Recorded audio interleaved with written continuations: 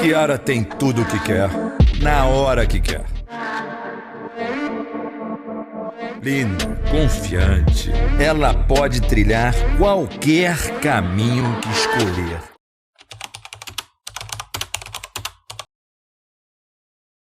Nossa, minha menstruação tá atrasada já faz uma semana. Isso nunca aconteceu. Amiga, você não acredita, minha menstruação tá atrasada já faz uma semana e eu não sei o que eu faço. Eu acho que eu vou comprar um teste de gravidez. O que você acha?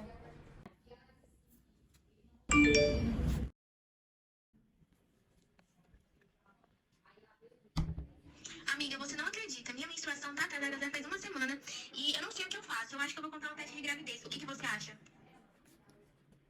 Amiga, eu acho uma ótima ideia. Eu já liguei pro Nick e ele reservou um teste pra você. É só você passar lá, pagar e retirar. Se você quiser vir, você pode vir aqui na minha casa também, aí você faz e a gente vê no que dá, né?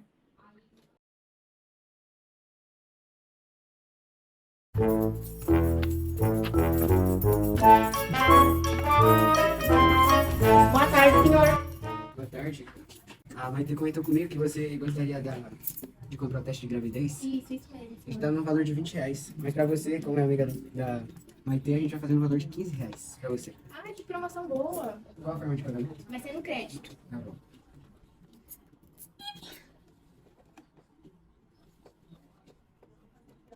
Pode seguir pra sempre, por favor. Claro, senhor.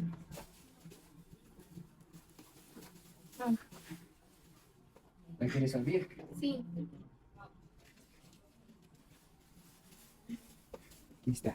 Obrigada, senhor. Muito obrigado, volte sempre. Obrigada.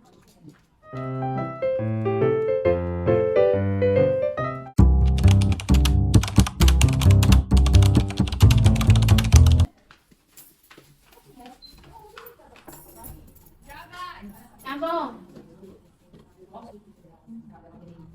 Oi, amiga. Oi, amiga. Fui lá e comprei o teste. Deu um desconto, uma coisa assim? Sim, ele deu desconto de R$5. Que bom, já é uma coisa a menos, né? Graças a Deus. Agora, vou fazer o teste, amiga. Tá bom, você faz e depois você me mostra, tá? Pra gente ver o resultado junto.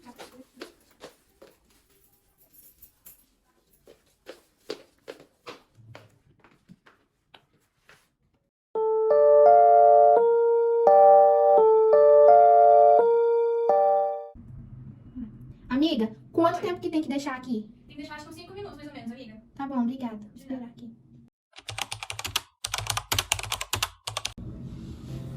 Na bruma leve das paixões que vem Amiga! dentro. Você não acredita, Tu amiga? vem chegando pra brincar no teu cavalo. Eu não sei como que o Jorge vai cabelo ao reagir. Ele saiu, ele foi vento. viajar a trabalho, não sei. E o Não, sol mas eu acho que eu tenho certeza que ele vai ficar nossas muito feliz, roupas amiga. Ele gosta muito de você, vai ser muito feliz. Você vai ser a voz do anjo sussurra. Para tudo agora. Você sabe sobre a gravidez? A doutora Helena te explica. Então, o que é a gravidez? A gravidez é um período que dura cerca de 40 semanas, 280 dias, e é o resultado do processo de fecundação de um ovócito por um espermatozoide, e posterior à fixação do zigoto na cavidade uterina. A gravidez envolve o desenvolvimento do feto no interior do útero da mulher, e é um período que se estende até a expulsão do bebê no momento do parto. A gravidez é um momento muito delicado na vida de uma mulher. Envolve modificações no corpo e também alterações psicológicas. Diante desse momento delicado, é muito importante que a mulher conheça bem todas as mudanças que irão acontecer no seu corpo durante esses meses e tenha equipamentos especializados. Os cuidados deverão ser ainda maiores nas gravidezes consideradas de risco. Mas aí você me pergunta, mas quais são os sintomas da gravidez? E eu te falo. Durante a gestação, o corpo da mulher irá passar por muitas mudanças para se adaptar até a chegada de uma nova vida.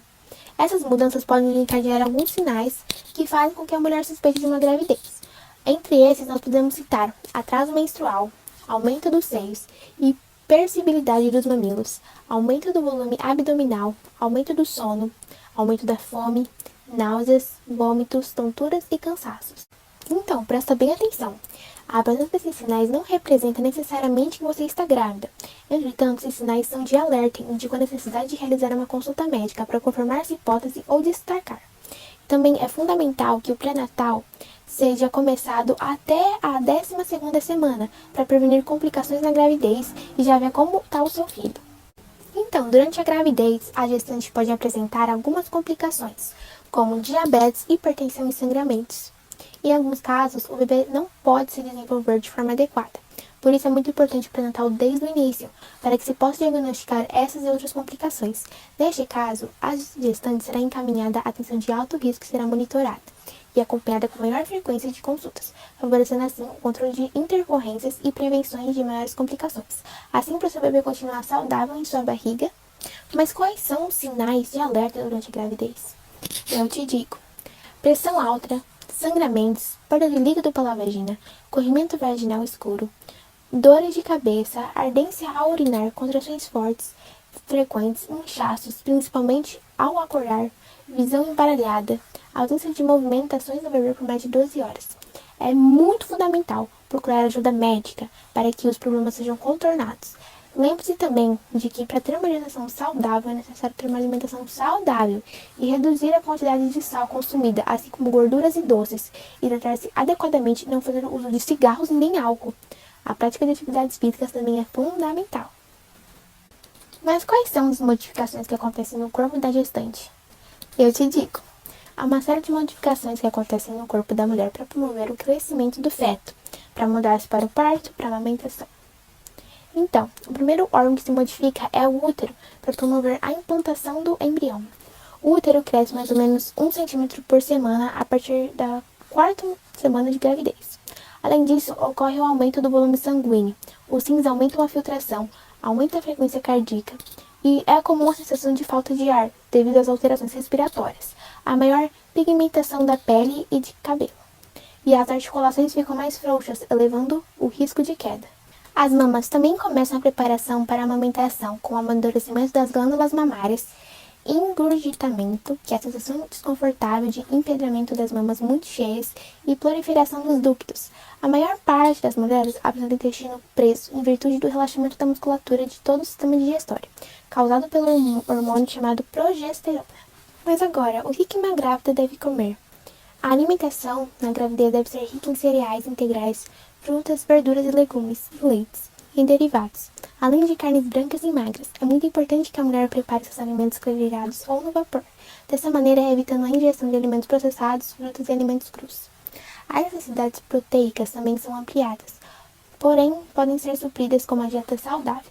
A gestante ainda deve ingerir diariamente laticínios e leguminosas. Lipídios também são muito importantes para o funcionamento do organismo. Ácido fólico é um nutriente que merece destaque, porque é muito importante para a redução dos riscos de malformação do tubo neural do bebê. E temos o ferro, que também deve ser consumido, a fim de impedir anemia e problemas graves no bebê, como baixo peso, mortalidade e prematuridade. Então, com quais alimentos a gestante deve redobrar a atenção? Eu te falo: peixes e frutos do mar, carnes e embutidos, vegetais, ovos e laticínios. Nas carnes e embutidos e nos frutos do mar, é muito importante você sempre cozinhá-los. Não coma cru ou semi-cru. Cozinha eles e limpa eles antes de você fazer o consumo e cozinhar, por favor.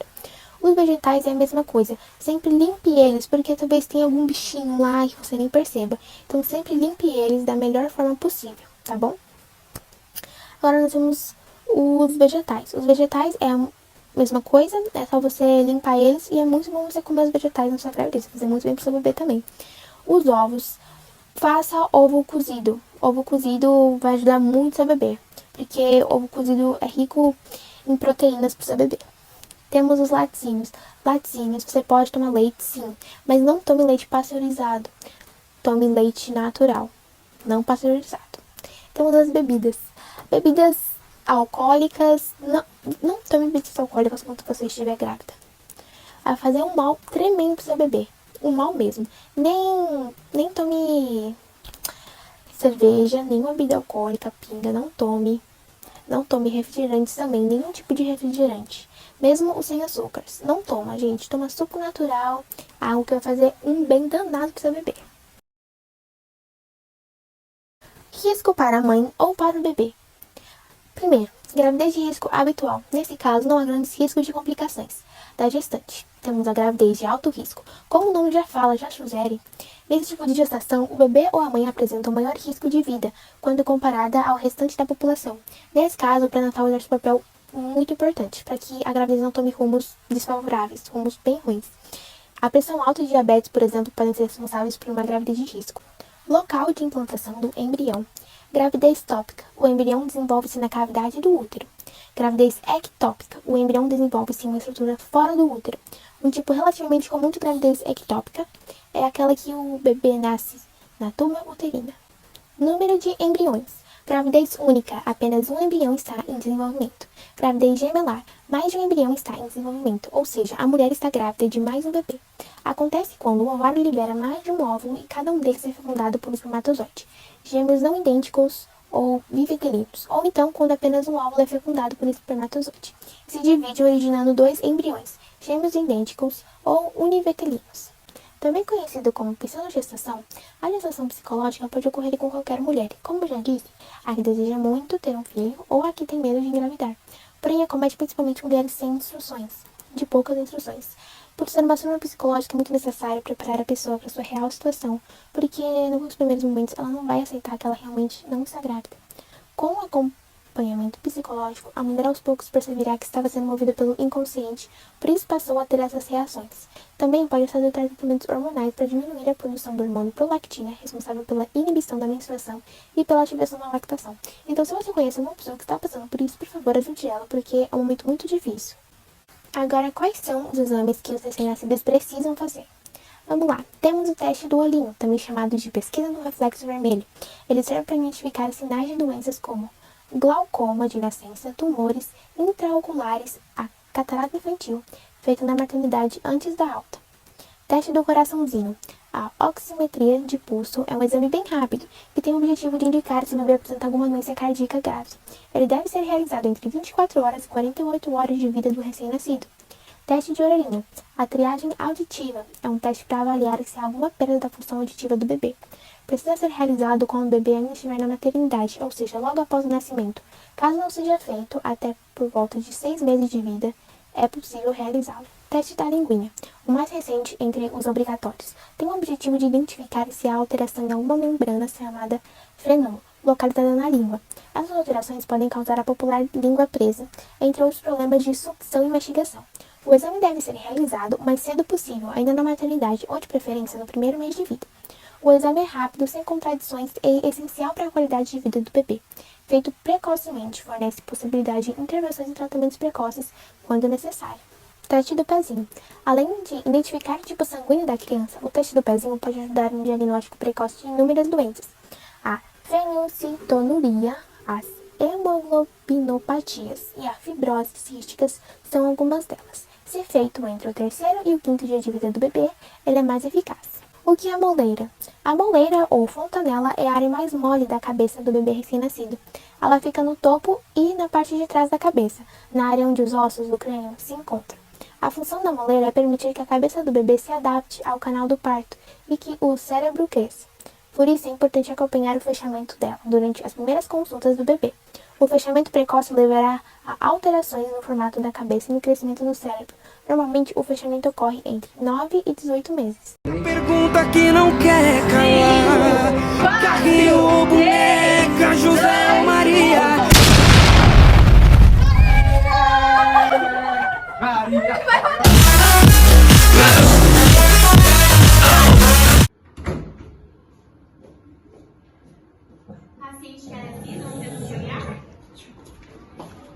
Você sabe o que é o pré-natal? Não sabe? O Dr. Felipe te explica. Bom, o que é o pré-natal? O pré-natal é o conjunto que promove um desenvolvimento saudável da gravidez. E é um processo composto por médicos, a parte social e psicológica, podendo incluir até profissionais como nutricionistas. Ele tem um papel fundamental na hora de prevenir e detectar precocemente possíveis doenças, tanto materna quanto fetal. Com isso, é possível que o processo de gestação seja feito da melhor forma possível para diminuir os riscos para a mãe. Quando começar o pré-natal? O ideal não é que o pré-natal comece quando a paciente já estiver esperando o bebê, mas sim entre 1 e 2 meses, né, antes da mulher engravidar. Recomenda-se que a futura mamãe passe por uma consulta de orientação pré-concepcional. Nessa consulta, é possível obter instruções nutricionais, por exemplo, para o controle de peso, saber sobre os costumes da gestante, por exemplo, se ela fuma, faz uso de substâncias lícitas ou consome bebidas alcoólicas, ver quais medicamentos a gestante faz um uso contínuo e se eles são seguros para tomar durante a gravidez. Prescrever também o uso de vitaminas como o ácido fólico, que previne as malformações congênitas. Além disso, é importante fazer exames de sangue para diagnosticar ou monitorar doenças e infecções, com o objetivo de tratá-las antes da gestação. As vacinas na gravidez também desempenham um papel essencial durante o pré-natal. Quantas consultas devem ser realizadas? De acordo com as orientações do Ministério da Saúde e da FEBRASO, o ideal é que a paciente tenha no mínimo 6 consultas de pré-natal. No entanto, caso a gestante consiga, deverá realizar consultas semanais até o 7º mês. Quando a data do parto já estiver próximo, já no 8º mês, recomenda-se que as consultas sejam semanais. Se a gestante apresentar complicações gestacionais, por exemplo, pressão alta e diabetes, o número de consultas deve ser reorganizado pelo médico responsável. Bom, qual é a importância de fazer o pré-natal? Esse procedimento é muito importante em relação à prevenção, por exemplo, possibilitando o rastreio de doenças e condições relacionadas à gestação, à mãe e ao bebê. Com isso, é possível recomendar medicamentos e fazer intervenções precoces, a fim de se evitar que a mulher ou o bebê desenvolvam algum problema. Como é o pré-natal em uma gravidez de alto risco? Muitas vezes o pré-natal é iniciado pensando-se que se trata de uma gestação de baixo risco. Porém, durante o pré-natal é possível identificar algum problema e aquela gravidez passa a ser caracterizada como de alto risco. Por exemplo, a paciente não tem doenças pré-existentes, mas na hora de medir a pressão é observado que ela está subindo, tendo risco de desenvolver uma pré-eclampsia. Quando isso acontece, a paciente passa a ter uma gravidez de alto risco. Algumas vezes, o paciente já apresenta complicações antes mesmo da gravidez. Nesses casos, o ideal é fazer acompanhamento antes da mulher engravidar. Cada gestação de risco necessita de diferentes exames, dependendo da situação de cada uma delas. Além disso, as consultas de acompanhamento também devem ser realizadas com maior frequência. Exames realizados no pré-natal. Em relação aos exames realizados durante o pré-natal, destaca-se o exame de sangue, urina e as ultrassonografias. Algumas delas são gerais para todas as gestantes, como a hemograma e tapagem sanguínea, fator RH, glicemia, sorologias, urina simples e orocultura. Dependendo da presença de doenças anteriores ou detectadas durante a gestação, são necessários outros exames, como a função renal, função cardíaca, eletrocardiograma, ecocardiograma e assim por diante. Ultrassonografias. Durante a gestação, recomenda-se no mínimo de 3 ultrassonografias. A primeira deve ser realizada logo após que o paciente descobre a gravidez para confirmar a idade gestacional. A seguir, é solicitado o ultrassom morfológico do primeiro trimestre, que deve ser realizado entre 11 e 14 semanas, no ideal 12. Ele serve para avaliar alguns parâmetros relacionados ao risco de malformações genéticas, principalmente a medida de transsulência nucal e a presença ou não do osso nasal. Após esse ultrassom, entre 20 e 24 semanas, ideal 22, é feito o ultrassom morfológico do segundo trimestre. É um exame bem completo que se possibilita a análise da morfologia do bebê. Trata-se de exame de acompanhamento pré-natal, onde é possível observar o crescimento do bebê, a localização da placenta e o volume do líquido amniótico, bem como a presença de malformações. Mais perto do parto, avalia-se o crescimento do bebê, o peso e o desenvolvimento da placenta, líquido amniótico durante as ultrassonografias do terceiro trimestre. O ultrassom transvaginal pode ser utilizado no início da gravidez para confirmá-la para avaliação da rotina e definir a idade gestacional. Além disso, o exame também identifica os primeiros sinais de possíveis abortos, monitora os batimentos cardíacos e examina a placenta. Hemograma completo. O hemograma completo é o exame que analisa se há anemia ou os leucócitos que representam infecções e as plaquetas. Tipagem sanguínea. Esse exame possibilita descobrir qual é o tipo de sangue e o fator RH. Se o paciente for fator RH negativo, é solicitada a dosagem do tipo de sangue do pai da criança.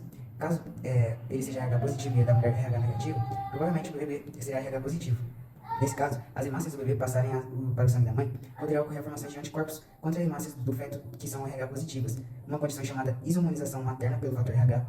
Assim, quando a mãe for RH negativo, deve-se ministrar preventivamente a vacina anti-RH, no 7º mês após o parto. Exame de urina e orocultura. O principal objetivo deste exame é analisar se a mãe está perdendo proteínas na urina ou se tem infecção. Glicemia de jejum. A glicemia avalia a possibilidade de gestante estar em desenvolvimento de diabetes. Os demais exames são a sorologia, que mostra que seu paciente apresenta alguma infecção. As principais sorologias são HIV, SILS, hepatite A, B e C, rubéola e toxoplasmose. Nos exames de sorologia também pode-se verificar se a gestante já recebeu vacinas contra alguma desses agentes e se já está protegida. Para identificar lesões ou alterações presentes nos genitais, que podem indicar pelo papilomavírus humano, HPV, e outras condições, o Papa Nicolau também pode ser solicitado a partir do 4º mês de gravidez. Exames complementares durante a gestação. O NIPT é o exame mais recente que pode ser realizado a partir de 9 semanas de gravidez. Ele consiste na coleta sanguínea da mãe e avalia algumas células do bebê, que passam para o sangue da mãe E a partir disso, é possível rastrear se a criança tem alguma alteração genética, como a síndrome de Down, dentre outras. Sexagem fetal. Sexagem fetal serve para descobrir o sexo do bebê antes do ultrassom. É feito através de coleta de sangue, onde é possível visualizar através de biologia molecular a amostra de fragmentos do DNA do feto. Teste de Combs é um exame feito pela mulher que é RH negativo. Consiste em analisar se ela está produzindo anticorpos contra as hemácias do bebê, o que pode causar anemia. Ecardiograma fetal é um exame em que é feito um tipo de ultrassom no coração do bebê para observar se o órgão está batendo normalmente ou se tem algum defeito ou má formação. Esse exame é solicitado principalmente em mulheres portadoras de diabetes ou quando o bebê tem algum defeito em determinadas partes do corpo ou quando está a causa de antecedentes familiares. As principais vacinas indicadas no pré-natal são a tríplice bacteriana lecular, que é a partir da 20ª semana de gestação, pode ser tomada mesmo que já tenha recebido a vacina anteriormente. A hepatite B deve ser tomada apenas se a gestante não estiver imune. Vacina da gripe, influenza, dose anual, mesmo que já tenha recebido no ano anterior. Quantos meses começa a sair de leite na gravidez? Na gestação, algumas mulheres podem notar a saída de leite a partir do 7º ou 8º mês. É uma pequena quantidade, o que acontece quando a mulher aperta a mama. Ela aumenta após o parto, podendo ter aparência clara ou amarelada. Essa secreção, chamada colostro, é rica em gordura e ideal para alimentar o recém-nascido nos primeiros dias de vida. O colostro se transforma em leite cerca de 2 a 3 dias após o parto. É com a descida do leite, chamada de apojadura, que acontece em torno de 48 a 72 horas após o nascimento do bebê, que o leite materno realmente começa a sair.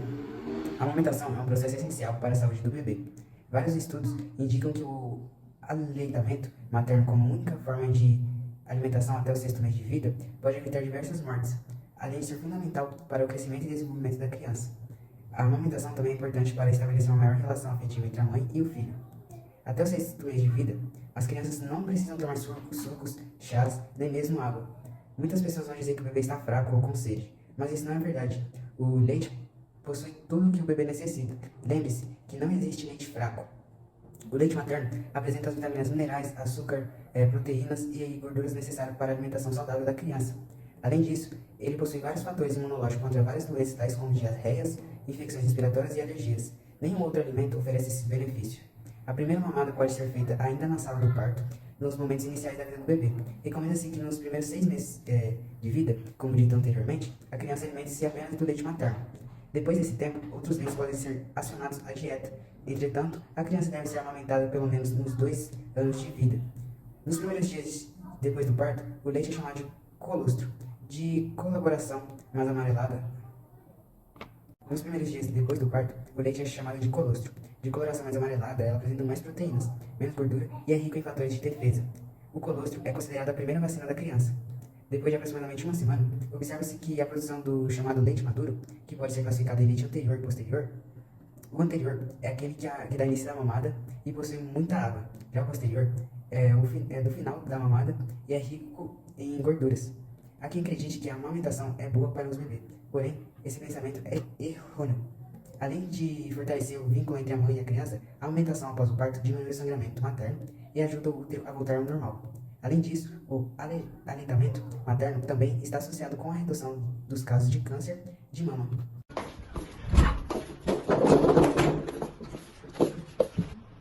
Oi, Como tá essa criança? Ai, que bom. De quantos meses você tá? 6 meses? Ó, antes da gente fazer a ultrassom, eu vou explicar um pouquinho sobre os contraceptivos, ok? Bom, então agora nós vamos falar um pouquinho sobre os anticontraceptivos, ok? Bom, aqui são os preservativos. Eles têm 2 tipos, o feminino e o masculino. Além de eles prevenirem gravidez, eles podem prevenir ISTs. Então, aqui eu reuni uma imagem com todos os tipos de contraceptivos femininos. Bom, aqui nós podemos já ver o DIU, né, como primeiro, e nós podemos ver que tem 2 tipos de DIU, o mais antigo, que é o de cobre, e o hormonal. E a única diferença entre eles é que um tem um efeito sobre a menstruação um pouco mais intenso, faz com que o seu fluxo aumenta, e esse é o de cobre. E o outro, que é o Mirena, que é o mais recente, deixa sem a mulher menstruar. Então pode ser que aconteça algum incômodo da cordinha ou do DIU mesmo. Nesses casos de incômodo, você tem que procurar um especialista, porque pode ser que o DIU tenha deslocado e acaba te machucando ou alguma coisa do tipo. Então, por favor, vai se cuidar. Então, agora o próximo tópico da nossa listinha aqui é a injeção. Nós temos vários tipos de injeção, só que o mais clássico é a micegina. Ela é indicada para prevenir a gravidez e, além disso, ela tem que ser aplicada de maneira correta para que possa fazer efeito. Atualmente, eles estão falando que é pra você ir pra farmácia com a prescrição médica, porque senão eles não aplicam em você, ok? Bom, então agora nós vamos para o ultrassom, ok? Então vamos. Agora nós vamos passar um gelzinho, tá? Ele costuma ser bem gelado, as grávidas não gostam muito, mas nós iremos passar ele, ok? A senhora passa desodorante? Passo, claro, senhora. Ah, bom, porque precisa, né? Sempre, sempre. Tem que estar cheirosa. Sim, sim. Bom, então, ó, olha aqui, a senhora consegue dar pra mim? Aqui, ó. Aqui é o seu neném, tá? Aqui é a barriguinha dele. Bem gordinho ele já, hein? Ó. Uita! Gêmeos! Olha, senhora, como a senhora pode ver aqui, ó, são 2 sacos gestacionais, eu consegui dividir as telas, ok? E aqui, ó, as 2 crianças aparentemente estão bastante saudáveis. Ai, que bom. Bom, então, ó, aqui, ó, tá vendo? Uhum. Uma curvadinha na outra aqui. Olha a mãozinha, senhora. Mãozinha bonitinha. Ah, eu também tenho 2 lá em casa, mas não foi de uma vez, né? Não, são gêmeos. Um é mais velho e a outra é Maitê. Coisa mais linda, muito fofa.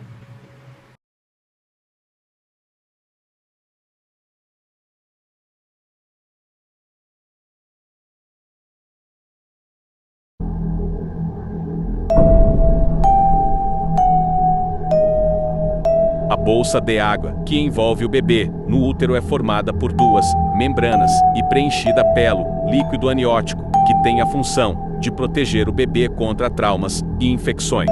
Depois que ela se rompe, o parto ocorre, no máximo, nas 48 horas seguintes. Doutora Mia, minha bolsa estourou. Tem como você me acompanhar? Eu vou te mandar o endereço. Eu já tô indo pro hospital.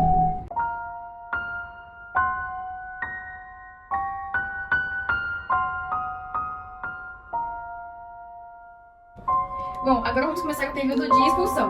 Respira, tá? Sabe qual é o intervalo da sua contração? Bom, da última vez que eu anotei, estava de 5 em 5 minutos. Vocês sabem quais são os períodos de contração do parto? Não, senhora, não sei. Calma, ó, vai dar tudo certo, tá? Os gêmeos vão nascer, tá Eu bom? vou contar até 3, aí no 3 você faz bastante força pra conseguir sair o mais rápido possível.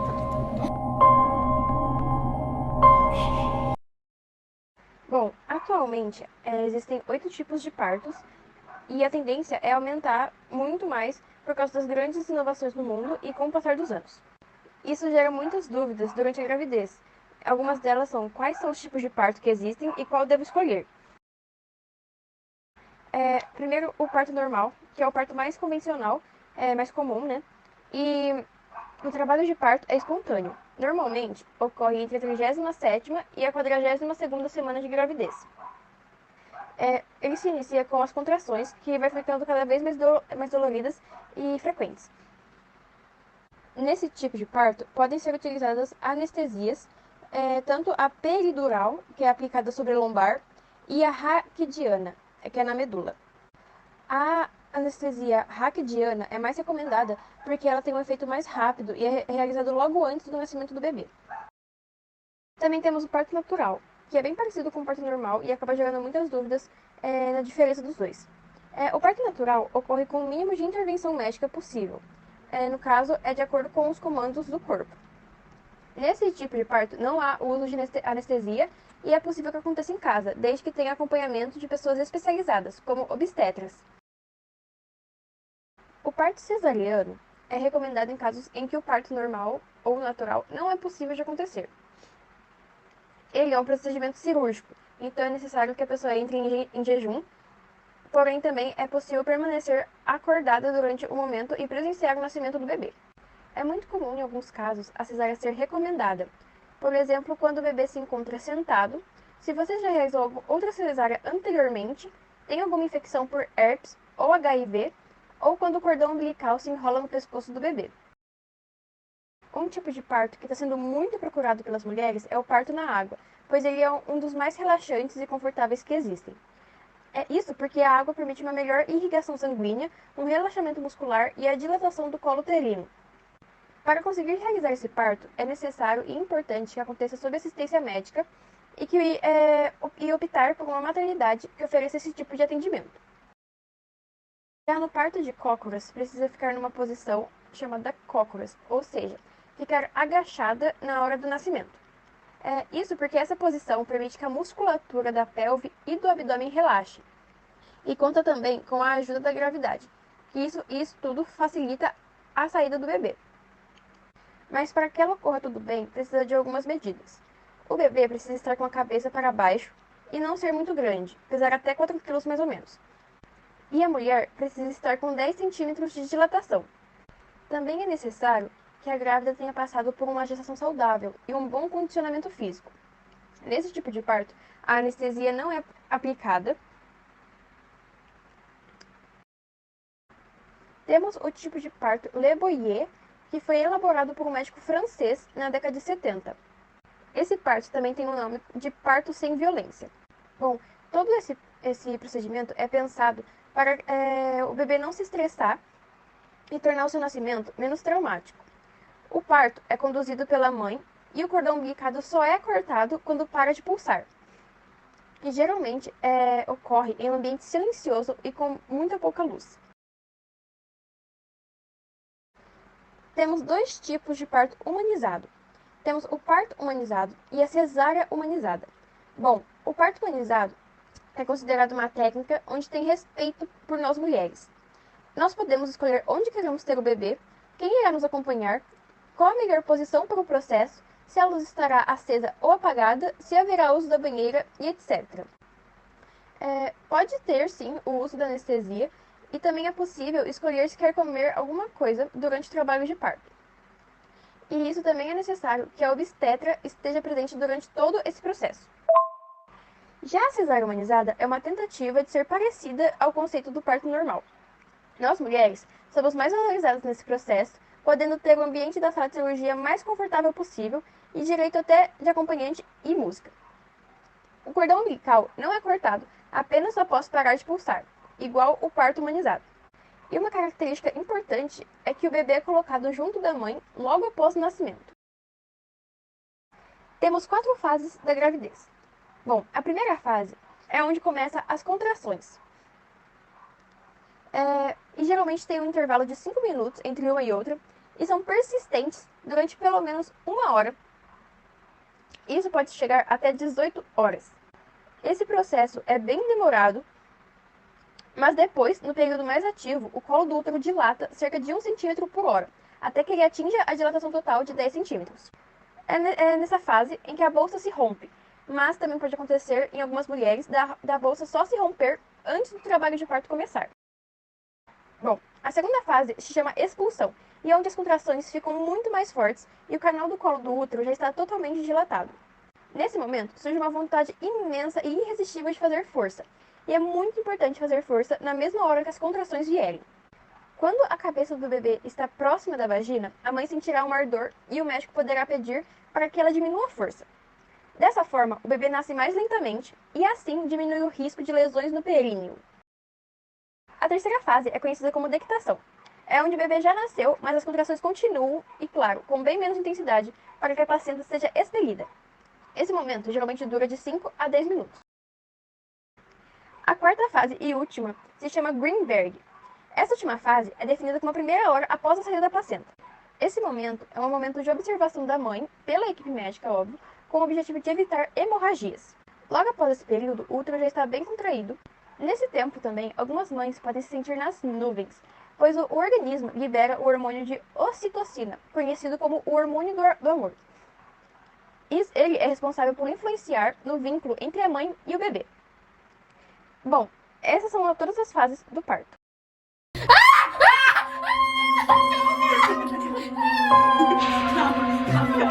Calma, pode apertar minha mão quando você quiser. Calma, vai sair. 1, 2, 3. Ai, vai sair! A primeira saiu! Nasceu! Ai, que bonitinha! Calma que eu vou levar pra pediatra. Pode entrar! Oi! Oi, tudo bem? Quem é mais nova mamãe dessa maternidade? Ai, parabéns, viu? Vão ser belas crianças. Sim, é a cara do pai. Linda. Pai branco, né? Que massa. Albino? Não é. Eu tenho uma ótima indicação de pediatra, tá? Eu vou te passar certinho tudo. Eu não vou ficar muito porque eu já tenho mais pacientes. Mas qualquer coisa é só você me chamar, ok? Então tá bom, adorei ver seus nenéns, ok? Vamos? Vamos. Tchau. Tchau.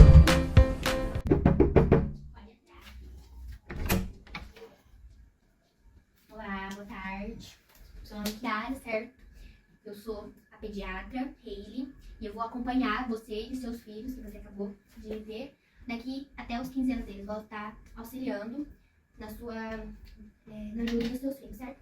Eu vou falar um pouco o que aconteceu no período do seu ciclo, tanto menstrual quanto hormonal, vou te explicar umas coisas e alguns cuidados que você tem que ter para poder dar uma boa saúde para os seus filhos, certo? Eu vou começar falando do seu ciclo menstrual. O ciclo menstrual é uma etapa interna da sua vida que começa entre os 11 aos 40 anos, que acaba em torno dos 40 anos, que é a famosa menopausa, que é quando o nosso corpo ele já não está mais produzindo tantos hormônios assim, quanto a gente produz quando somos jovens, certo? Ele tem essa etapa que começa entre 11 a 40 anos e o ciclo em si dura 28 dias, certo? O ciclo depende de variadas restrições como neurohormônios e hormônios ovarianos, certo? Que ajudam na formação do corpo, não só como o ciclo menstrual, mas como na funcionação dos órgãos e tudo. O ciclo começa no seu primeiro dia de sangramento, que dura ao torno de 7 dias. Mas, em caso de algumas mulheres, dependendo do seu tipo de organismo, pode durar mais de 7 dias ou menos de 7 dias, certo? E o ciclo em si, ele dura entre 24 a 28 dias, contendo o ciclo de menstruação, que é a parte do sangramento, o ciclo de ovulação, de período fértil. Ele dura de 24 a 28 dias, mas apenas 10 a 15% das mulheres têm o seu período de 28 dias completo, certo? O funcionamento do sistema reprodutor, certo, da mulher, ele tem várias etapas, mas a principal etapa delas é uma secreção hormonal que conduz o seu corpo a criar nutrientes para uma possível ovulação, que é da ovulação vem a gravidez, que logo após você passar por todo o processo com os espermatozoides, você tem a ovulação, que é quando o seu ciclo menstrual para e você ovula para poder engravidar, certo? O seu período, ele se inicia na sua menstruação. Então, de acordo com os dias que você menstrua, você pode dizer que você já está no período fértil, que é um período que vem depois da gravidez, que é quando a sua menstruação volta a ser regulada e você pode entrar no período menstrual. Quando você ovula, tem o sistema de você pariu com as crianças, você tem um determinado tempo, um determinado tipo de meses, para poder ter novamente relações sexuais e poder ter outra criança. Geralmente são de cerca de 2 a 3 meses, certo? Que você possa passar por todo esse processo de restauração do seu corpo, dos seus hormônios, para poder ter outra criança. Vou passar para você agora alguns cuidados que você tem que ter para poder produzir o leite para as crianças, certo? Você tem que comer frutas, nutrientes, como por exemplo arroz, feijão, frango, para produzir o leite para as crianças, certo? Porque aqui no consultório nós já tivemos vários casos de mães que não se alimentavam bem, ou que até se alimentavam bem, mas não conseguiam produzir leite para a criança. Então você tem que ter uma boa alimentação, uma ótima atividade física, como uma caminhada, um pilates. Eu sei que nos primeiros dias, quando você tem as crianças, principalmente agora que são mais de 2 crianças, são trigêmeos, você tem uma certa dificuldade para poder realizar essas atividades, poder regular a alimentação, mas com o auxílio do pai ou de algum outro familiar, você consegue ter um auxílio maior. Não digo que você vai conseguir direto começar a fazer as atividades físicas, porque até então o seu corpo não voltou ao normal, você ainda tá com um certo inchaço na barriga, mas com o tempo vai diminuindo e com o tempo o seu corpo vai voltando ao normal, com a ajuda de fisioterapia ou até mesmo, como eu falei, das atividades físicas. É basicamente isso. Eu vou acompanhar o processo dos seus filhos até os 15 anos dele, que eles já estão mais com o corpo mais desenvolvido. E se tiver alguma dúvida, pode me chamar que eu tô aqui para responder, viu? Muito obrigada.